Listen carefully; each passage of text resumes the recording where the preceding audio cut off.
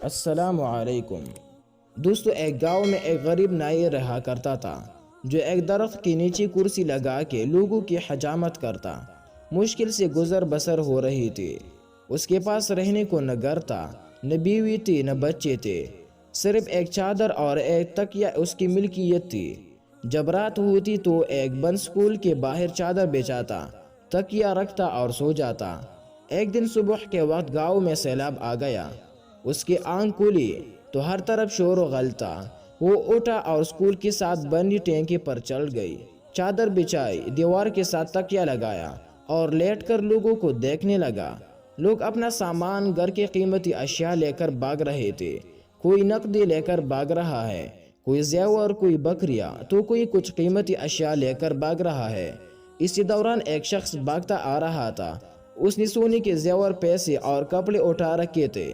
جب وہ شخص اس نائی کے پاس سے گزرا اور اسی سکون سے لیٹے ہوئی دیکھا تو غصے سے بولا، اوئے ساڑی، ہر چیز اجڑ گئی ہے، ساڑی جان تے بنے اے، تے تو ایتی سکون نال لما پیا ہویا اے۔ یہ سن کر نائی بولا، لالے آج ایت غربت دی چس آئی ہے۔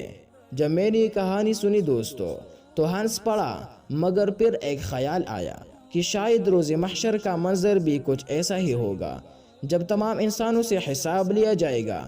ایک طرف غریبوں کا حساب ہو رہا ہوگا، 2 وقت کی روٹی، کپڑا، حقوق اللہ اور حقوق العباد۔ ایک طرف امیروں کا حساب ہو رہا ہوگا، پلازے، دکانیں، فیکٹریاں، گاڑیاں، بنگلے، سونا اور زیورات، ملازم، پیسہ، حلال و حرام، عیش و آرام، زکوٰۃ، حقوق اللہ، حقوق العباد۔ اتنی چیزوں کا حساب کتاب دیتے ہوئے پسینے سے شرابور اور خوف سے تر تر کانپ رہے ہوں گے۔ تب شاید اسی نائی کی طرح غریب ان امیروں کو دیکھ رہے ہوں گے، چہرے پر ایک عجیب سا سکون، اور شاید دل ہی دل میں کہہ رہے ہوں گے، آج ایت غربت دے چس آئی اے۔ اللہ تعالیٰ سے دعا ہے دوستو کہ ہمیں ہر نعمت کا شکر ادا کرنے کی اور اللہ کی رضا کے مطابق استعمال اور تقسیم کرنے کی توفیق عطا فرمائے، آمین۔ نوٹ: اس پوسٹ کا مقصد دوستوں کسی صاحب ثروت کی دل آزاری ہرگز نہیں۔